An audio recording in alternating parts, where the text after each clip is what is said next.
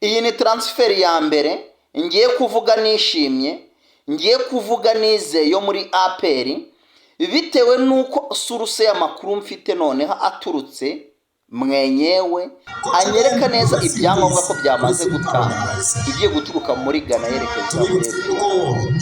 Ibya sinamenye mu kubetinga nabyo bigeze kure. Rayon Sport ari kuvugwamo byinshi, kora subscribe.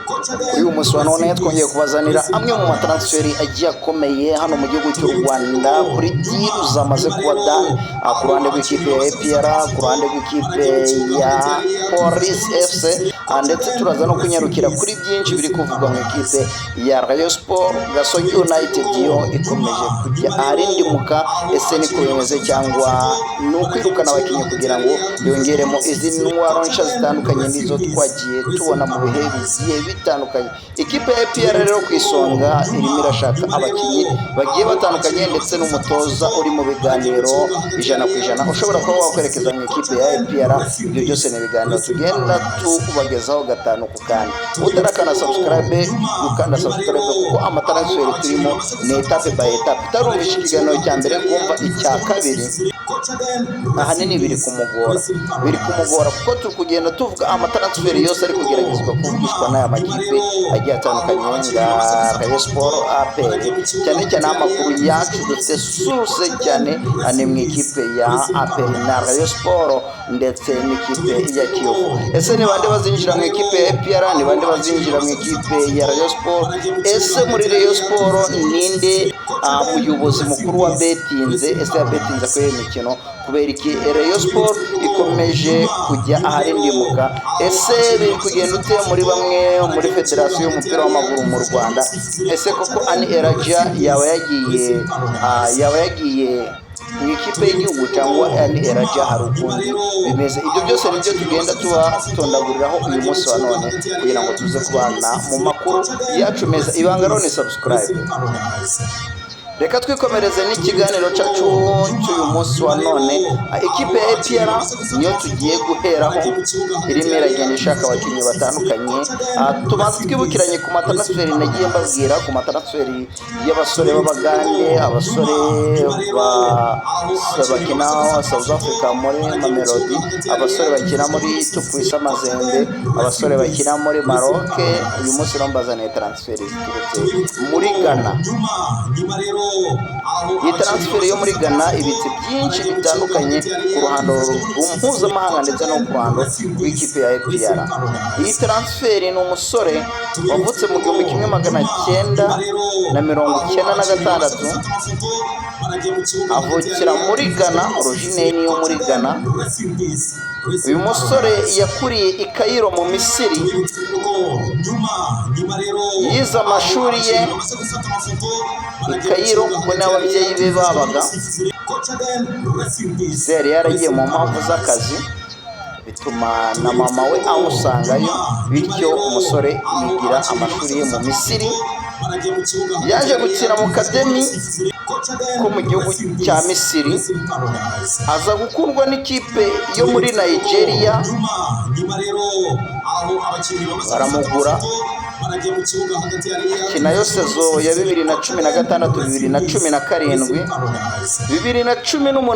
2019. Uyu musore yerekeje muri Cote d'Ivoire muri club yaho. 2022, 2023, uyu musore n'ubundi yagumye muri Cote d'Ivoire. 2023, 2024,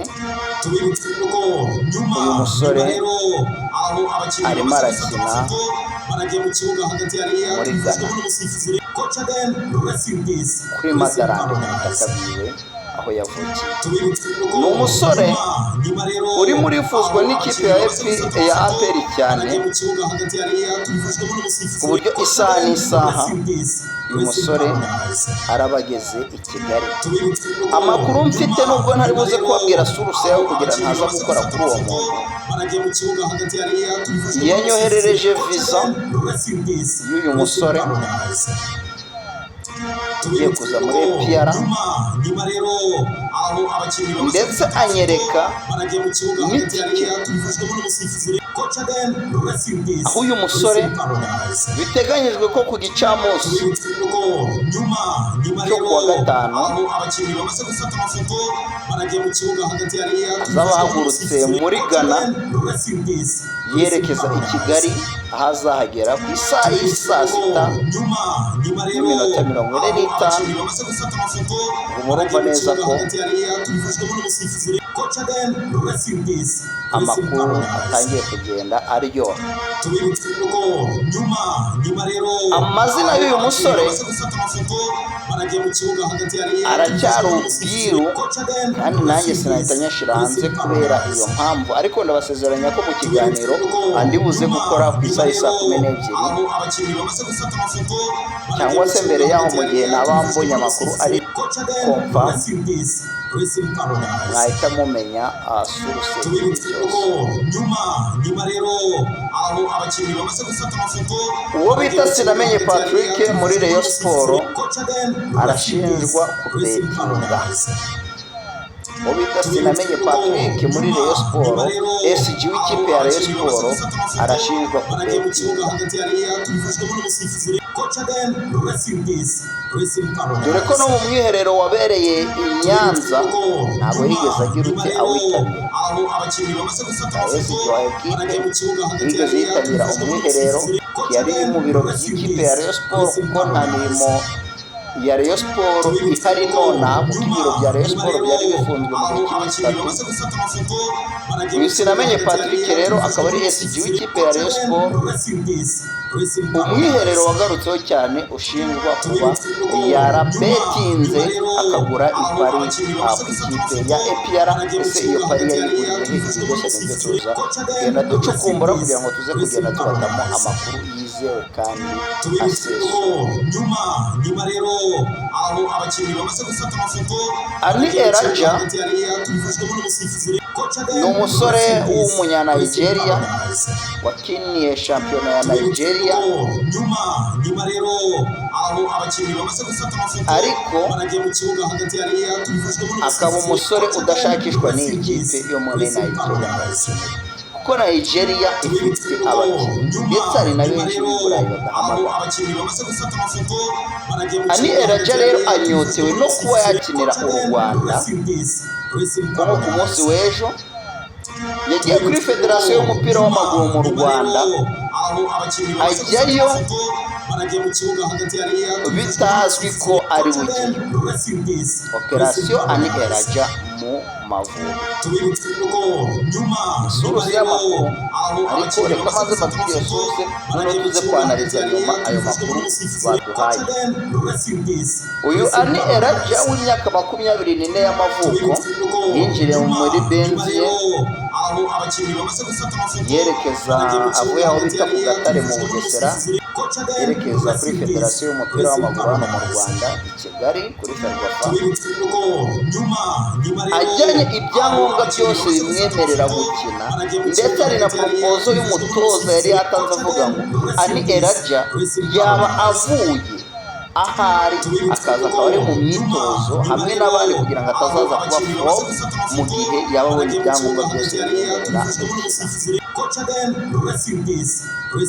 Ani Eraja nuko nk'uko yerekeje hariya birangira ubuyobozi bw'ikipe y'Amavubi buvuze ati ntagende mu modoka ari igihugu, ndetse ntanakandagire no mu mwiherero. Ani Eraja arongera asubira muri benzi yerekeza mu Bugesera.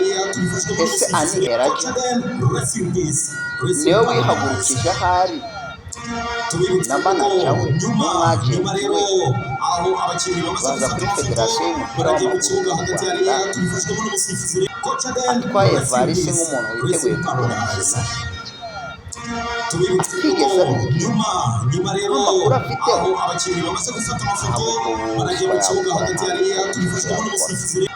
ahubwo niko byaje gusakuza mu itangazamakuru, babona ko nabo bagiye gukora feri itari ngombwa, ariko hakaba hari amakuru ahari yuko kugira ngo Ani Eraja yinjire n'ubundi mu Mavubi hari ikipe ikomeye hano mu gihugu cy'u Rwanda ntaribuze kuvuga izina irimo irapushinga bitewe n'umubare w'abanyamahanga bazakenerwa muri shampiyona y'u Rwanda.